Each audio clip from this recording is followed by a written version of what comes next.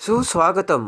लग्नाची बेडी मालिकेच्या आजच्या भागामध्ये आता राघव सावीला घेऊन तिच्या बेडरूममध्ये येत म्हणतो की तुझ्याकडे कुठकुठले ड्रेस आहेत सावी. सावी म्हणते की हे बघा, माझ्याकडे हे दोन आणि हे दोनच ड्रेस आहे. ते ड्रेस बघत राघव म्हणतो की हा ड्रेस खूप सुंदर आहे सावी, माझ्यासाठी तू हा ड्रेस घाल. असे म्हणत राघव आता सावीला तो ड्रेस देतो. तेवढ्यात पाठीमागून सिंधू तिथे येते. तर सावी म्हणते की नाही नाही पोलीस काका, जेव्हा मी माझ्या बाबांना पहिल्यांदा भेटायला जाणार आहे ना, तेव्हा मी हा ड्रेस घालणार आहे. तेव्हा राघव म्हणतोय की असंही का सावी, तर हा ड्रेस खूपच स्पेशल आहे असे राघव बोलतो आणि म्हणतो की अगं सावी, हा ड्रेस खरंच खूप सुंदर आहे, माझ्यासाठी तू तो घालावास. तेव्हा राघव म्हणतो की माझ्यासाठी आज तू हा ड्रेस घाल, आणि अशी विनवणी करता सावी ही होकार देते. पण सावी म्हणते की आईने जर पार्टीला येण्याची परमिशन नाही दिली तर. तेवढ्यात पाठीमागून सिंधू तिथे येत म्हणते की सावी जा तू पार्टीला. तर सावी खूप खुश झालेली असते. आता इकडे पार्टीसाठी रत्नबारक्यांच्या घरात जय्यत तयारी केली जाते. सर्व वस्तूंची मांडणी, लाईटच्या माळा, सर्व काही डेकोरेशन केले जाते. तेवढ्यात रेश्मा ही आयती सोप्यावर येऊन मोबाईल बघत बसते आणि म्हणते की काका, रिषभ कुठं गेलाय. तर ऋतुराज म्हणतो की तो पेढीच्या कामासाठी नाशिकला गेलाय. काकू म्हणते रेश्मा तुझं कुठंच लक्ष नसतं, निदान आपला नवरा कुठे आहे, काय करतो याकडे तरी लक्ष ठेवत जा. तेवढ्यात ऋतुजा तिथे रेश्मा शेजारी बसते आणि मोबाईलमध्ये काहीतरी तिला दाखवू लागते. तर ते बघून काकू म्हणते की विनायका, माझ्यानंतर या घराचं काय होणार आहे काय ठाऊक. तेवढ्यात विनू रागाने तिथे येतो आणि तो फुलाचा डेकोरेट केलेला गुच्छ हा फेकून देत म्हणतो की कोणीच पार्टी करणार नाही. पळतच मधू येत म्हणते की विनू अरे काय झालं तुला. विनू म्हणतो की कुणीच माझं ऐकत नाही, तुम्ही लोकांनी ना कुणीच सावीला पार्टीला बोलावलं नाही असे आता विनू सर्वांना सांगतो. काकू म्हणते की सावी येणार नाही म्हणून तू रागावलाय ना, पण तू काही काळजी करू नकोस विनू, आपण सावीला पार्टीला घेऊनच येऊ. सावी नक्की पार्टीला येईल. काकू म्हणते की विनू तू एक काम कर, तूच सावीला पार्टीसाठी जाऊन इन्व्हाइट कर. तर आता रागाने काकू सर्वांना सांगते की विनायकला कोणी रागावू नका बरं का, जर त्याला कोणी त्रास दिला ना तर गाठ माझ्याशी आहे. तेव्हा राणी सगट सर्वजण हसू लागतात. एवढ्यात राघव हा सावीला नवीन ड्रेसमध्ये तिथे घेऊन येतो. तेव्हा सावीला बघून विनूला खूप आनंद होतो आणि काकू, राजेश्री सर्वजण सावीकडे बघू लागतात. ड्रेसकडे बघत विनू म्हणतो की सावी हा ड्रेस तू तुझ्या बाबांना पहिल्यांदा भेटणार होती त्यावेळेस घालणार होती ना. तर सावी म्हणते हो, पण तुझ्या अजूनही लक्षात आहे का. विनू म्हणतो हो, तर मग तू आज हा ड्रेस का घातला. सावी म्हणते की पोलीस काकांनी त्यांच्यासाठी आज मला हा ड्रेस घालायचा सांगितला. तेव्हा सिंधू सावीकडे बघत विचार करते की सावी, बापांनी तुझी इच्छा पूर्ण केली आणि पहिल्यांदा तू हा ड्रेस घालून तुझ्या खऱ्या बाबांना भेटली. आत्ता मला सर्वांना हे सांगूशी वाटतंय, पण काय करू सावी, माझी इच्छा असूनही मी तुला हे सर्व सांगू शकत नाही, सॉरी सावी, असे आता सिंधू विचार करते. तर आता इकडे विनू म्हणतो की सावी म्हणजे तू पार्टीला येणार ना. तर सावी म्हणते हो. तेवढ्यात सिंधू अन्वीला म्हणते की अन्वी बरं मी येते बरं का. तर अन्वी सिंधूला थांबवते. अन्वी म्हणते की अगं सिम्मा कुठे जातेस तू. तर सिंधू म्हणते की मी बाहेर जाते, उगाच माझ्यामुळे तुमची पार्टी स्पॉईल व्हायला नको. आणि राघव मधूकडे बघत सिंधू म्हणते की कॉंग्रॅच्युलेशन रत्नबारखी, आणि तुम्ही काही काळजी करू नका बरं का, रिसेप्शन संपल्यानंतरच मी घरी येईल असे आता सिंधू राघव आणि राणीला सांगते. त्यानंतर राघव हा त्याच्या बेडरूममध्ये येऊन त्याचा प्लेजर बाहेर काढू लागतो. तर तेवढ्यात मधू तिथे म्हणते की कॉंग्रॅच्युलेशन राघव, तू सावीला इन्व्हाइट केल्याबद्दल. राघव म्हणतो की फक्त मी हे विनूच्या आनंदासाठी केलंय, खरं तर सिंधूला मला बोलवायची इच्छाच नव्हती असे आता राघव राणीला सांगतो. मधू म्हणतो की सिंधूला खूप वाईट वाटलं असेल ना, कारण फक्त मुलांच्या आनंदासाठी तिने सावीला पार्टीला येण्याची परवानगी दिली. राघव म्हणतो की जाऊ दे मधू, मला त्या विषयावर आता अजिबात बोलायचं नाही. तेव्हा राघवचा चेहरा बघून मधू विचार करते की राघव, मला माहीत आहे की आतून तुला किती दुःख होत आहे. सिंधू पार्टीला येणार नसल्यामुळे तुला एवढं दुःख होईल ना, असं मला खरंच वाटलं नव्हतं असे आता मधू विचार करते.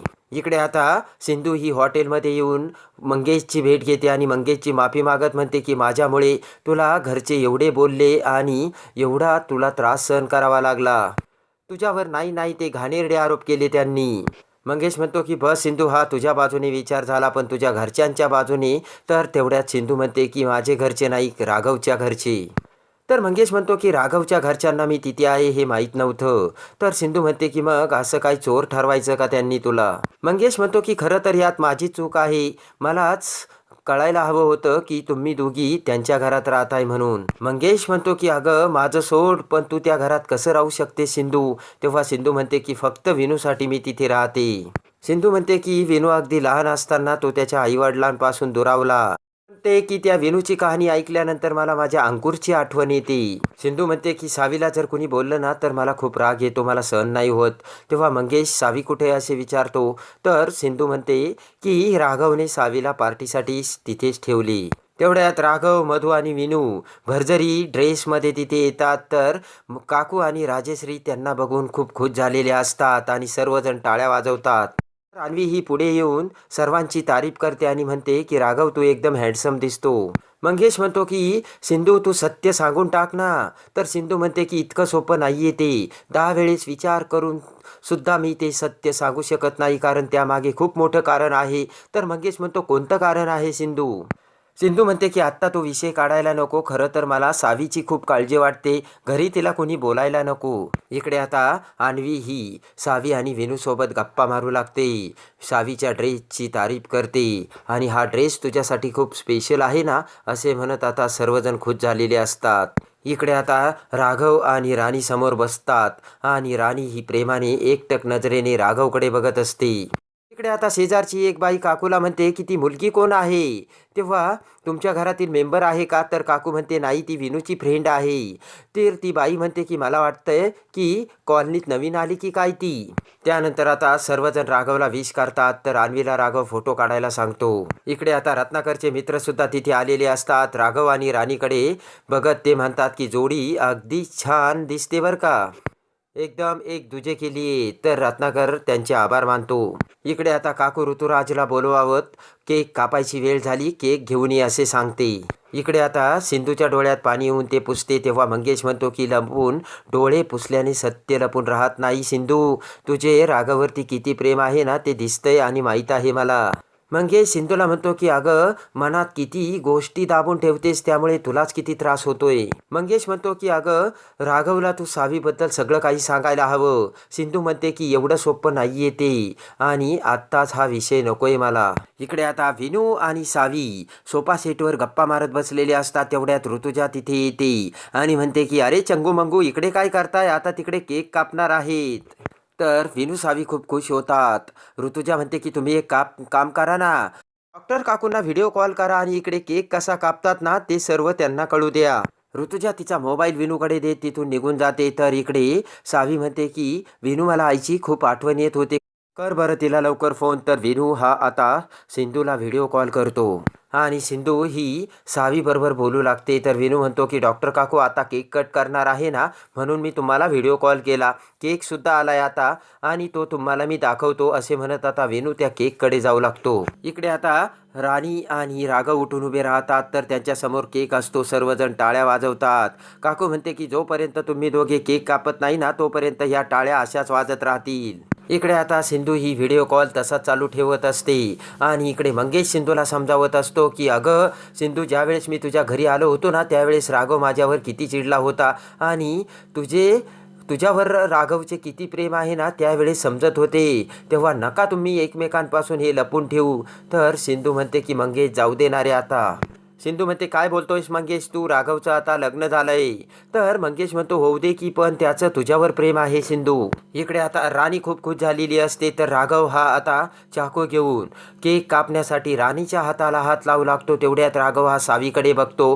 तर आता विनू सुद्धा मोबाईलमध्ये शूटिंग काढत असल्याचे आता राघवला दिसते आणि त्या क्षणी राघव हा राणीचा हातापासून त्याचा हात बाजूला करतो. राघवने हात बाजूला केल्याचे दिसताच राणी म्हणते काय झालं राघव. तर सर्वजण आता राघवकडे बघू लागतात. तर आता राघवला सिंधूची आठवण येऊ लागते आणि आता त्या क्षणी इकडे सिंधूला सुद्धा राघवची आठवण येत असते आणि आता सिंधूला सुद्धा तिथे राहणे एकदम कठीण झालेले असते आणि लगेचच सिंधू ही पार्टीमध्ये येते.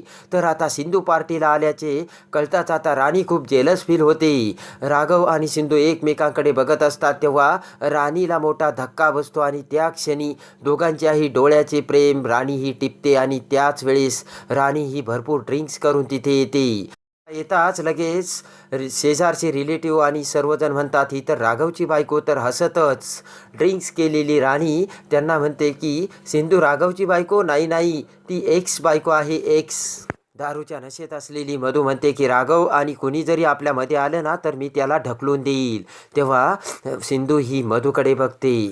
तर आता प्रेमाने राघव हा सिंधूसोबत कसा केक कट करतो आणि राणी आणि राघवच्या नात्याचे म्हणजे अर्धवट लग्नाचे सत्य कसे सिंधू समोर येते आणि सावी ही राघवची मुलगी असल्याचे सत्य कसे आता सिंधू ही राघव समोर आणते, हे बघण्यासाठी आणि लग्नाची बीडी मालिकेच्या डेली अपडेटसाठी आपल्या चॅनलला लाईक करा, सबस्क्राईब करा.